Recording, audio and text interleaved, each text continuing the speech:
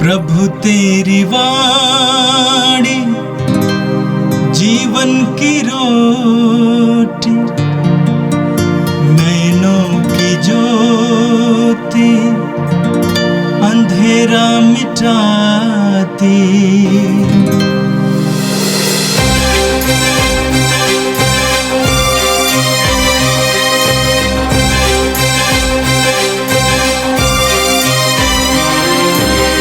प्रभु तेरी वाणी जीवन की रोटी, नैनों की ज्योति अंधेरा मिटाती।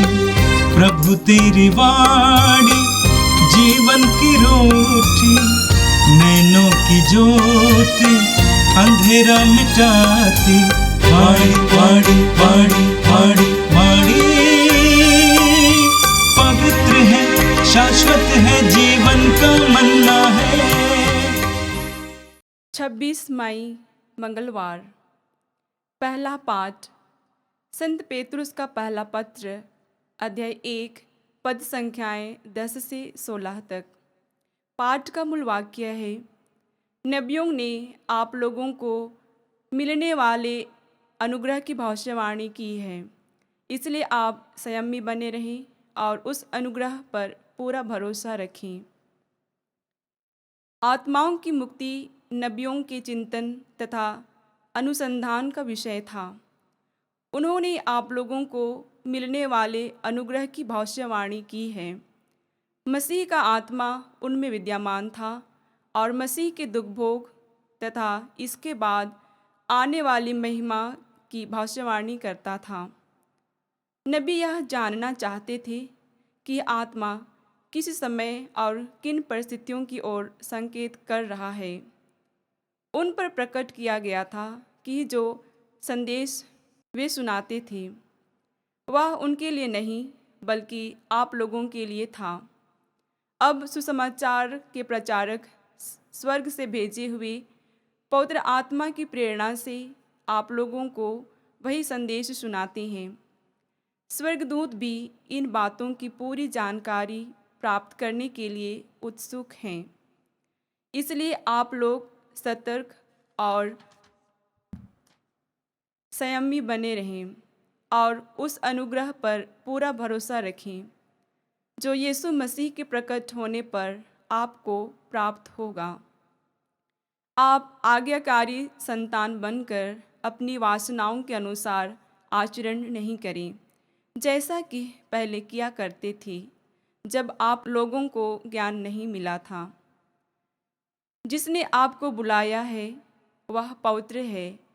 आप भी उसके सदृश अपने समस्त आचरण में पवित्र बने, क्योंकि लिखा है, पवित्र बनो क्योंकि मैं पवित्र हूँ। यह प्रभु की वाणी है। संत मार्कुस के अनुसार पवित्र सुसमाचार, अध्याय 10, वाक्य संख्या 28 से लेकर 31 तक। तब पेतरुस ने यह कहा, देखिए, हम लोग अपना सब कुछ छोड़कर आपके अनुयायी बन गए हैं। ईसा ने कहा, मैं तुमसे यह कहता हूँ, ऐसा कोई नहीं जिसने मेरे और सुसमाचार के लिए घर, भाई बहनों, माता पिता, बाल बच्चों अथवा खेतों को छोड़ दिया हो और जो अब इस लोक में 100 गुना ना पाए घर, भाई बहनें, माताएं, बाल बच्चे और खेत, साथ ही साथ अत्याचार और परलोक में अनंत जीवन। बहुत से लोग जो अगले हैं पिछले हो जाएंगे और जो पिछले हैं अगले हो जाएंगे। यह प्रभु का पवित्र सुसमाचार है। ख्रिस्त प्रभु की जय। यीशु में मेरे प्रिय भाई और बहनों, आज का पहला पाठ संत पेतरुस के पहले पत्र से लिया गया है। आज के पहले पाठ के इस अंश में संत पेतरुस यह समझाने की कोशिश करते हैं कि मसीही जीवन सबसे पहले ईश्वर पर भरोसा और दूसरी बात है दैनिक जीवन में उसकी पवित्रता को प्रकट करने का एक आह्वान है। और अपनी इसी बात को रखते हुए संत पौलुस 2 महत्वपूर्ण बातों को स्पष्ट करते हैं। सबसे पहली बात है, ईश्वर की योजना में हमारा बुलावा। संत पेत्रुस यह स्पष्ट करता है कि हमारी मुक्ति अचानक हुई घटना नहीं है, यह ईश्वर की चिरस्थायी योजना का एक अभिन्न अंग है। ईश्वर चिरस्थायी रूप से सारे मानव जाति के मुक्ति के लिए अपनी योजना को बनाया था, और इसलिए संत पेत्रुस दो बातों को हमारे सामने रखते हैं।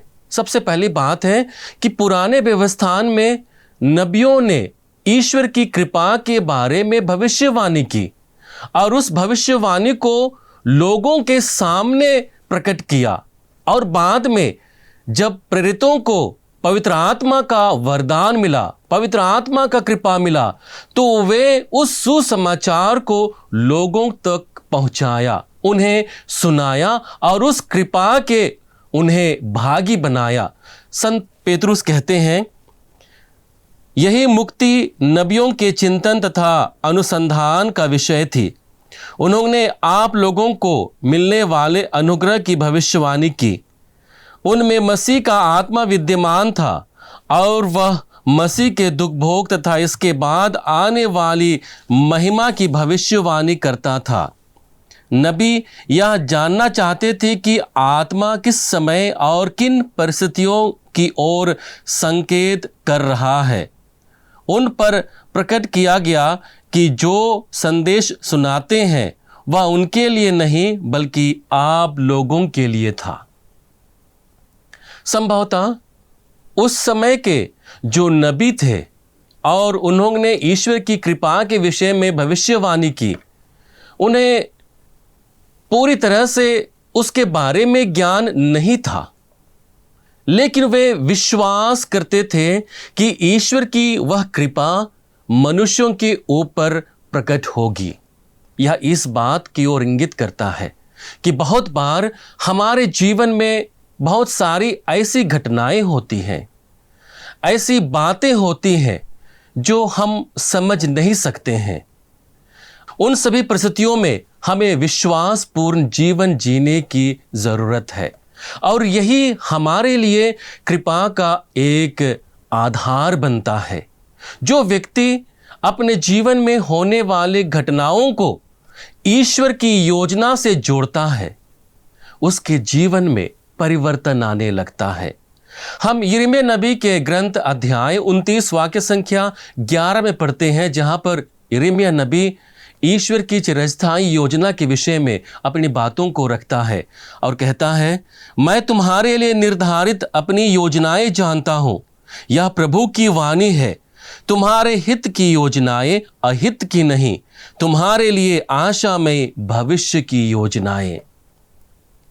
यह योजना ईश्वर की ओर से है, एक आशामय भविष्य की योजना, जहां पर हर मनुष्य के लिए, हर विश्वासी के लिए उनके जीवन में ईश्वर की आशामय योजना पूर्ण होती है, और उसी योजना पर केंद्रित होकर के हमें जीवन जीने के लिए संत पेत्रुस आह्वान करते हैं। यदि कुछ बातें हैं, कुछ घटनाएं हैं जो स्पष्ट नहीं होती हैं, उन सभी घटनाओं में हमें विश्वास लेकर के आना है और उन्हें स्वीकार करना है कि यह योजना ईश्वर के द्वारा निहित मेरे जीवन के लिए है। और जब हम ऐसा करने लगते हैं, तब हम ईश्वर की कृपा को अपने जीवन में अनुभव करते हैं। हम रोमियों के नाम संत पौलुस के पत्र अध्याय 8 वाक्य संख्या 28 में पढ़ते हैं, जहां पर संत पौलुस कहते हैं, जो लोग ईश्वर को प्यार करते हैं और उसके विधान के अनुसार बुलाए गए हैं, ईश्वर उनके कल्याण के लिए सभी बातों में उनकी सहायता करता है। संत पौलुस यह स्पष्ट कर देते हैं कि हम सभी का जीवन ईश्वर की ओर से एक बुलाहट है, और उसी बुलाहट को जब हम ईश्वर में जीते हैं, तब हम ईश्वर की योजना को अपने जीवन में पूरा करते हैं। और उस बुलाहट को जीने के लिए ईश्वर हमारी सहायता करता है, उस परिस्थिति को समझने के लिए, उस दशा को समझने के लिए, उस आवरण को समझने के लिए, जब हम ईश्वर की योजना को समझ नहीं पाते हैं। ईश्वर हमारी सहायता करता है अपनी योजना को जानने के लिए, पहचानने के लिए और उसे अपने जीवन में आत्मसात करने के लिए। दूसरी महत्वपूर्ण बात है ईश्वर के अनुरूप जीवन बिताने का बुलाहट। हम आज के पहले पाठ के अंतिम में हम पढ़ते हैं जहां पर संत पेतरुस कहते हैं, क्योंकि लिखा है पवित्र बनो क्योंकि मैं पवित्र हूं। यह मात्र केवल आदेश नहीं है बल्कि ईश्वर की ओर से प्रेम पूर्ण बुलाहट है। एक ऐसी बुलाहट है जहां पर ना केवल हम प्रेम पूर्ण जीवन को जीते हैं बल्कि ईश्वर ये प्रेम को गहन रूप से अपने जीवन में महसूस करते हैं। संत पेतरुस यह बताने की कोशिश करता है कि जैसे जैसे हम मसीह को जानते हैं, मसीह के विषय में उनकी बातों को समझते हैं, हमारे जीवन में परिवर्तन आता है, हमारी सोच में परिवर्तन आता है, हमारे मनोभाव में परिवर्तन आता है, हमारे विचारों में परिवर्तन आता है और वह परिवर्तन कहीं ना कहीं हमें ईश्वर के प्रेम से जोड़ता है। और इसलिए संत पेतरुस एक ऐसे पवित्र जीवन को जीने के लिए बुलाते हैं जो ईश्वर के प्रेम और सत्य के लिए अपने साक्ष्य को प्रकट करने के लिए हमें बल प्रदान करता है। और इसलिए संत पेतरुस एक आत्म संयम जीवन जीने के लिए हमें कहते हैं।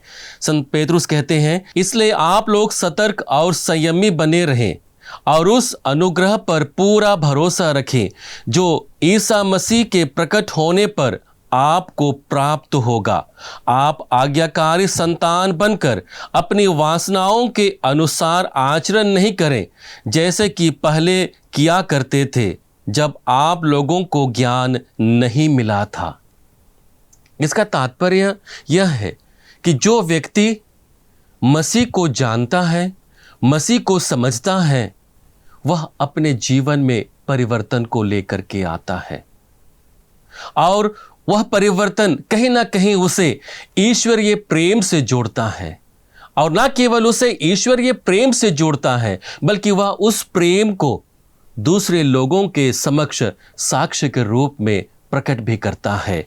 हम संत मत्ती के सुसमाचार अध्याय 5 वाक्य संख्या 16 में पढ़ते हैं जहां पर प्रभु कहते हैं, तुम्हारी ज्योति मनुष्यों के सामने चमकती रहे जिससे वे तुम्हारे भले कामों को देखकर तुम्हारे स्वर्गिक पिता की महिमा करें। यदि हमारे जीवन में प्रभु की कृपा प्राप्त है, प्रभु की ज्योति विद्यमान है, तो हमारे कार्यों के द्वारा पिता ईश्वर की महिमा प्रकट होगी, क्योंकि हम उन्हीं कार्यों को करेंगे जिन कार्यों को प्रभु ने किया है।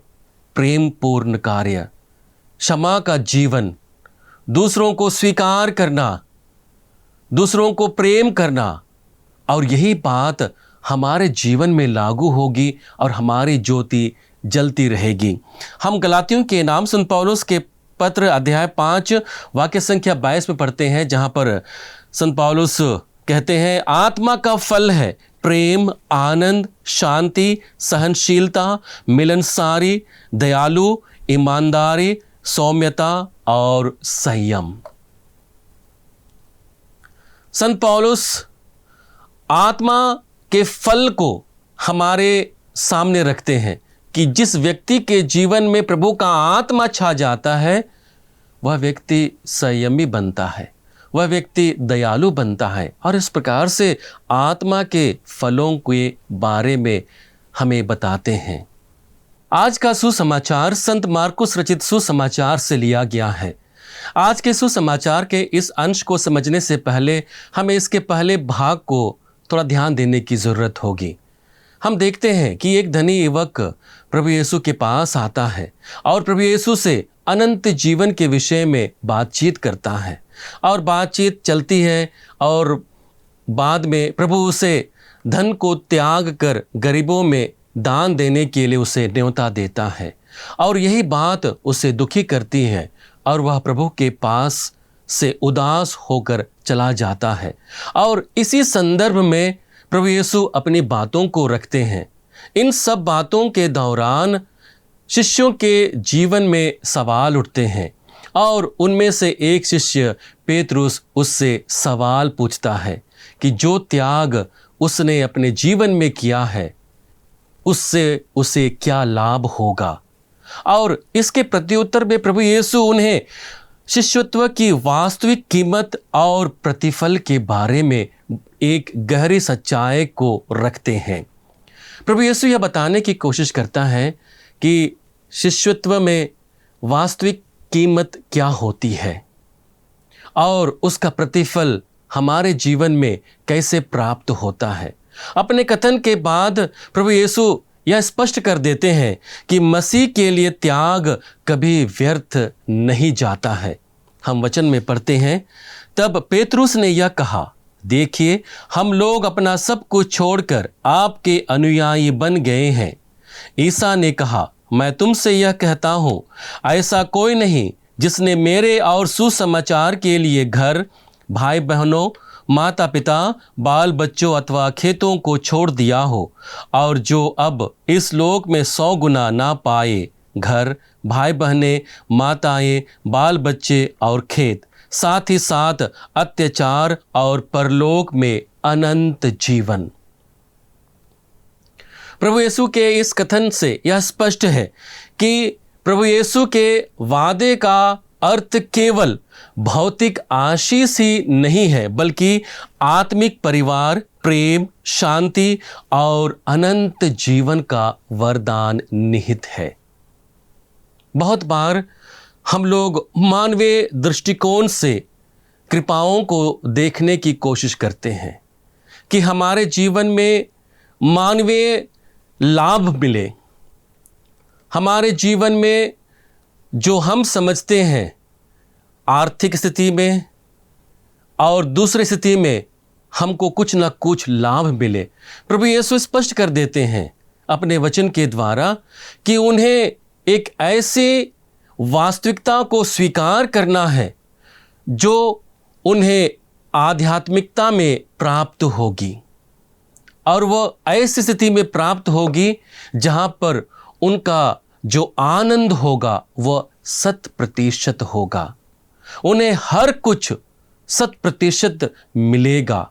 प्रभु कहते हैं 100 गुना मिलेगा, और यही वादा प्रभु का है। हम संत मत्ती रचित सुसमाचार अध्याय 6 वाक्य संख्या 33 में पढ़ते हैं, जहां पर प्रभु कहते हैं, तुम सबसे पहले ईश्वर के राज्य और उसकी धार्मिकता की खोज में लगे रहो और ये सब चीजें तुम्हें यूं ही मिल जाएंगी। प्रभु हमें अपनी दैनिक आवश्यकता से ऊपर उठकर आध्यात्मिकता को अपने जीवन में लाने के लिए न्योता देते हैं, और इसलिए प्रभु कहते हैं कि तुम सबसे पहले ईश्वर के राज्य और उसकी धार्मिकता की खोज में लगे रहो, बाकी तुम्हारी भौतिक आवश्यकताएं यूं ही पूरी हो जाएंगी। हम फिलिपियों के नाम संत पौलुस के पत्र अध्याय 3 वाक्य संख्या 8 में पढ़ते हैं, जहां पर संत पौलुस कहते हैं, मैं प्रभु मसीह को जानना सर्वश्रेष्ठ लाभ मानता हूँ और इस ज्ञान की तुलना में हर वस्तु को हानि ही मानता हूँ। इन्हीं के लिए मैंने सब कुछ छोड़ दिया है और उसे कूड़ा समझता हूँ। यह संत पौलुस के उस ज्ञान को प्रकट करता है जहां पर वह मानवीय दृष्टिकोण से ऊपर उठकर ईश्वरीय दृष्टिकोण से अपने जीवन को सोचने, समझने और जीने लगता है। और इसी बुलाहट को प्रभु यीशु यहाँ पर हमें देते हैं, ताकि हम भी मानवीय दृष्टिकोण से नहीं बल्कि आध्यात्मिक दृष्टिकोण से, ईश्वरीय दृष्टिकोण से उस शिष्यत्व की कीमतों को समझे, उसके प्रतिफल को समझे जिसे प्रभु हमें देने वाले हैं। आइए हम इस वरदान के लिए प्रभु से प्रार्थना करें। हे सर्वशक्तिमान पिता परमेश्वर, हम धन्यवाद देते हैं हमारे ख्रिस्त बुलाहट के लिए, जिसे तूने प्रभु मसीह और पवित्र आत्मा के प्रेम से अनुग्रहित किया है। प्रभु, जिस प्रकार से हम अपनी बुलाहट के जीवन को रोज दिन के जीवन में जी रहे हैं, हमें बल दे कि हम अपने जीवन को मानवीय दृष्टिकोण से नहीं बल्कि आध्यात्मिक दृष्टिकोण से, ईश्वरीय दृष्टिकोण से परख सकें और उसी के अनुरूप अपने जीवन को जी सकें। हमें बल दे प्रभु कि जब भी हम इस सांसारिकता में गिरने लगे, पाप के बोझ में दबने लगे, हमें तेरा प्रेम ऊपर उठाए, तेरी कृपा हमें तेरे सानिध्य की ओर वापस लेकर के आए और उस सानिध्य में रहते हुए हम अपने जीवन में परिवर्तन ला सके। हम यह प्रार्थना करते हैं हमारे प्रभु ख्रिस्त के द्वारा, आमीन। प्रभु तेरी वाणी जीवन की रोटी, नैनों की ज्योति अंधेरा मिटाती। वाणी वाणी वाणी वाणी वाणी पवित्र है, शाश्वत है, जीवन का मन्ना